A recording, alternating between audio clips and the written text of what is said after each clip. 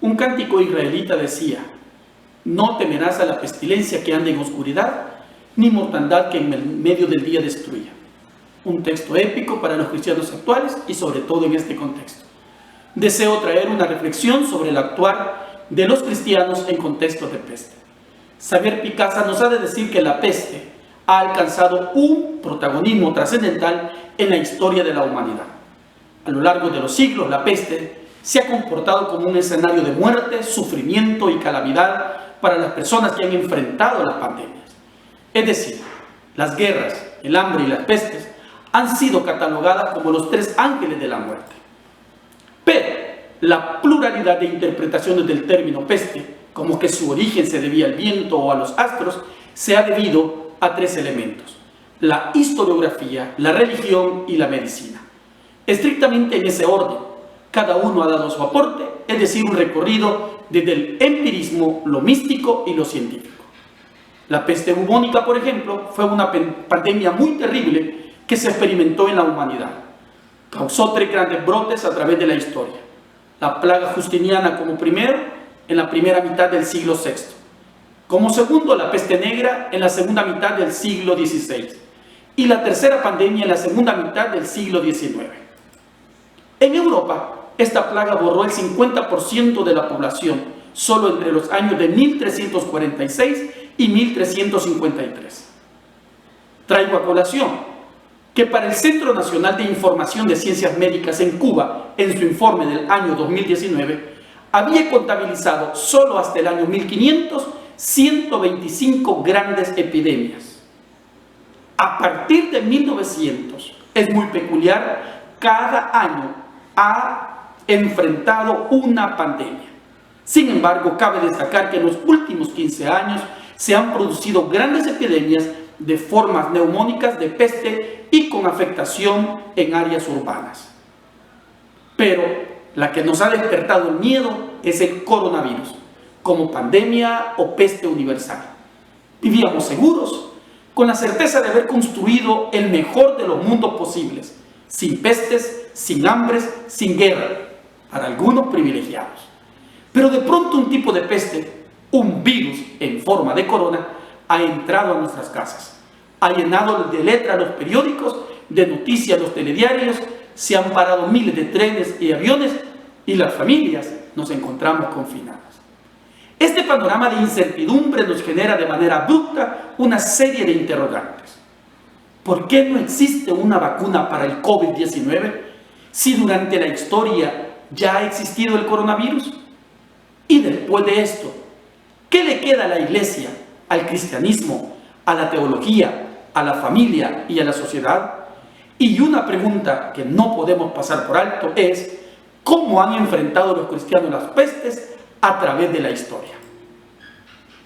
Un teólogo, un escritor, un hombre de letra, en su obra Expansión del Cristianismo, hace un abordaje de cómo las epidemias, redes sociales y conversión provocó en los 3 primeros siglos un crecimiento impresionante del cristianismo en todo el Imperio Romano. Y expone que esto se debió a un conjunto de catástrofes epidémicas y naturales que favorecieron la extensión del cristianismo y que esto permitió a ellos testimoniar la caridad y las obras de misericordia de parte del Jesús que ellos seguían. Primero, él ha de decir que los cristianos no huían, cuidaban de sus enfermos y agonizantes, que con pequeñas medidas de higiene frenaban la epidemia. Es más, cuidaban también de sus vecinos paganos, abandonados por sus familias. Dionisio, obispo en el año 260 en Alejandría, describe con mucha firmeza la acción heroica de los cristianos en la epidemia. Muchos murieron, pero partieron felices, acompañados por sus familias. Los paganos incluso les culpaban de infectarlos a ellos, pero los cristianos demostraron paciencia y fortaleza. Número 2, nos ha de decir el emperador Juliano que los impíos galileos no apoyan solo a sus enfermos, sino que también a los nuestros. Efectivamente fueron conscientes de la falta de ayuda del Imperio Romano, pero el testimonio de los cristianos de cuidarse unos a otros y de cuidar a sus vecinos paganos creó un nuevo estilo de vida.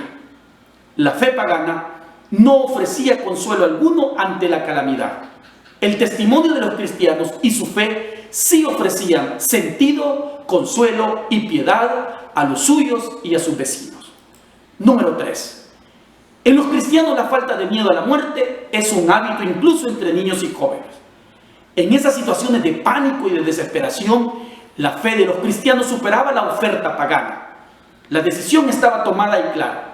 Quiero ser como estos. 4. La famosa epístola de Diogneto constata que los cristianos no se distinguen por su modo de vestir, ni por la lengua, ni por sus costumbres, sino que dan muestra de una nueva vida admirable y ciertamente increíble, sobre todo en los momentos de crisis. Con estos 4 elementos históricos podemos demostrar que los cristianos pudieron enfrentar en los primeros 3 siglos de una manera peculiar, espiritual y muy responsable lo que fueron las pestes. Pero no todo ha sido acertado. Hay desaciertos de parte del cristianismo en tiempos de pestes. Esto lo podemos resumir de la siguiente manera. Número 1. En la conquista de México, la viruela ayudó a los españoles y los frailes rezaron dando gracias a Dios por la ayuda sobrenatural para someter a los aztecas. En Norteamérica, con la llegada de los peregrinos, llegó también la gripe y mató a miles de nativos. La oración fue esta: gracias, Señor, por vencer a nuestros enemigos y darnos las tierras prometidas. En el Perú, Pizarro, para conquistar Cusco, se consideró a la sarampión como un emisario de Dios para vencer a un imperio grandioso. Se rezó así: los puntos negros son dignos que Dios está con nosotros. Esto quiere decir que la iglesia ha tenido desaciertos y los cristianos también, a través de poder hacer una mala comprensión o una mala aplicación de lo que fueron las pandemias en los procesos de conquistas en América. Entonces, ¿qué nos deja la pandemia? ¿Qué nos deja el COVID-19 según Picasa? Número 1, la vida es riesgo y no podemos asegurar su funcionamiento con el dinero. No podemos asegurarlo con armas, es decir, necesitamos un nuevo templo, un lugar distinto de convivencia a favor de la vida. Al mismo tiempo, vivir en riesgo significa aceptar la fragilidad de la existencia, no solo de la nuestra, sino la de todos. Pues vivir es vivir en compañía y los millones de casas de la tierra forman una sola casa al servicio de la vida. Además, en este sentido, el coronavirus se ataca con vacunas y esperamos que vengan pronto, pero al mismo tiempo para vencer hacen falta esas vacunas. La vacuna que podemos aplicar en este instante es la solidaridad, la creación de una sociedad humanizada con un lugar para todos, ancianos, niños, nacionales y extranjeros. Cabe destacar que muchas fronteras han sido cerradas y en ese sentido muchos extranjeros han quedado fuera de sus tierras y otros han quedado dentro de nuestras tierras y ahora ha sido el momento de poderlos acompañar. Entonces, ¿cuál debe de ser el papel de los cristianos en contextos de peste? Número 1. Martín Lutero, en el año de 1500 aproximadamente, él también enfrentó una peste. Y una de las necesidades que se presentaron con aquellos seguidores de Lutero fue: ¿tenemos que huir de la peste o tenemos que enfrentarla? Dado el caso que los ricos buscaban lugares aislados o fuera de las ciudades donde se había expandido la peste. Entonces Martín Lutero tuvo que hacer una carta. Y en esta carta él explica con 14 puntos esenciales que no es de cristianos huir de la peste. Se debe de acompañar, pero también se deben de tomar todas las medidas de higiene para no ser irresponsables. Es decir, a Dios no se tienta.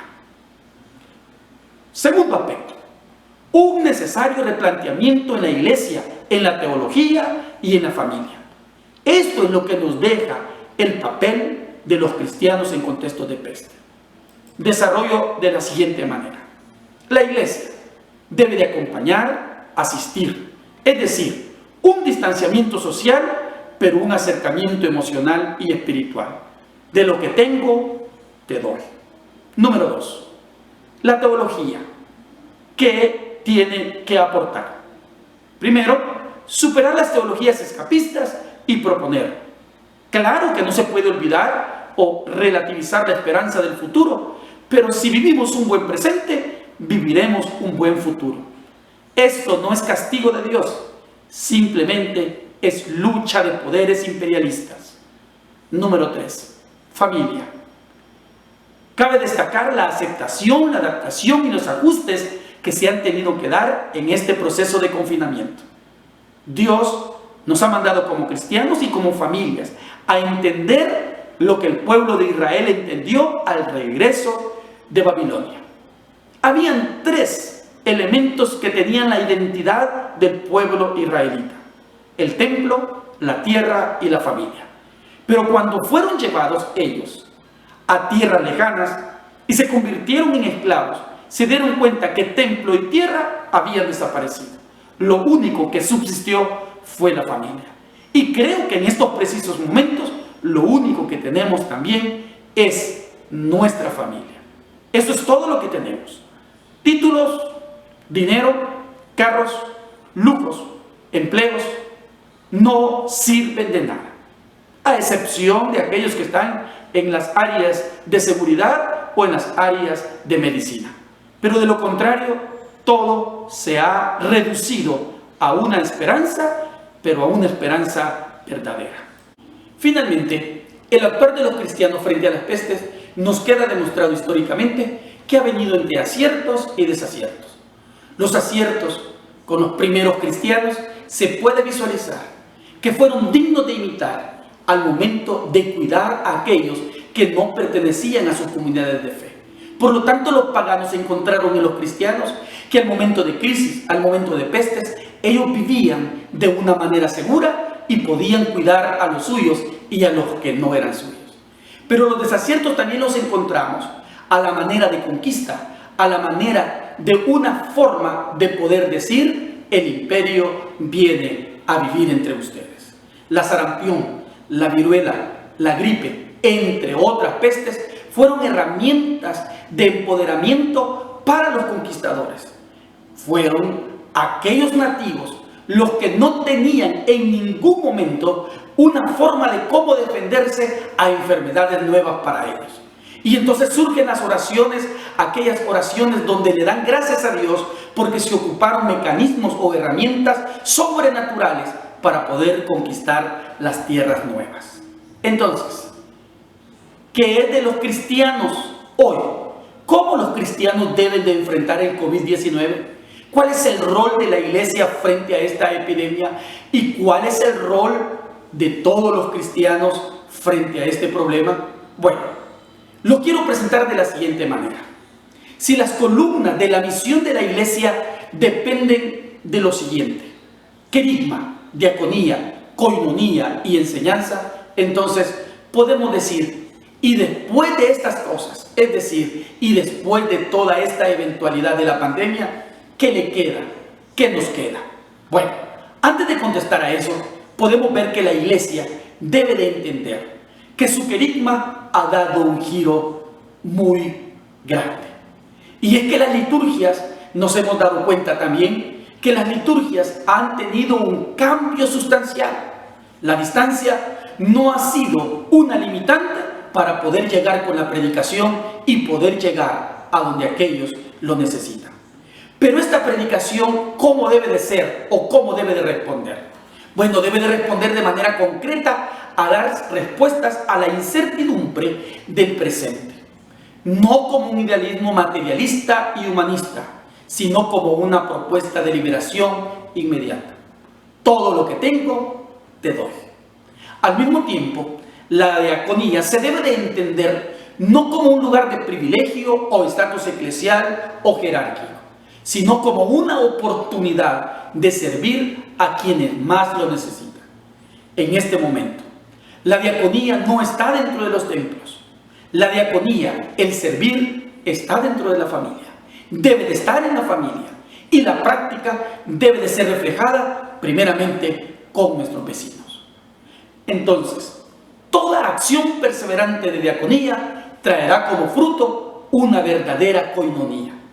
¿Por qué? Es que la comunión queda demostrada que no está en la cercanía, sino en la empatía de cada día. Finalmente, la enseñanza debe de ser con hermenéuticas realistas y contextualizadas, que superan las teologías escapistas, es decir, que la enseñanza de la Biblia sea inclusiva y que empodere y proporcione herramientas para la vida secular y espiritual a los niños y a las niñas, a los jóvenes, a los adultos, a los ancianos, a las mujeres, a los pobres, entre otros. ¿Cuál es la actitud de los cristianos en el contexto del COVID-19? Bueno, no debe de ser pasiva, debe de ser activa. De manera potencial, lo dijo el Nazareno: lo que quieran que los hombres hagan con ustedes, asimismo ustedes hagan con ellos. Bendiciones.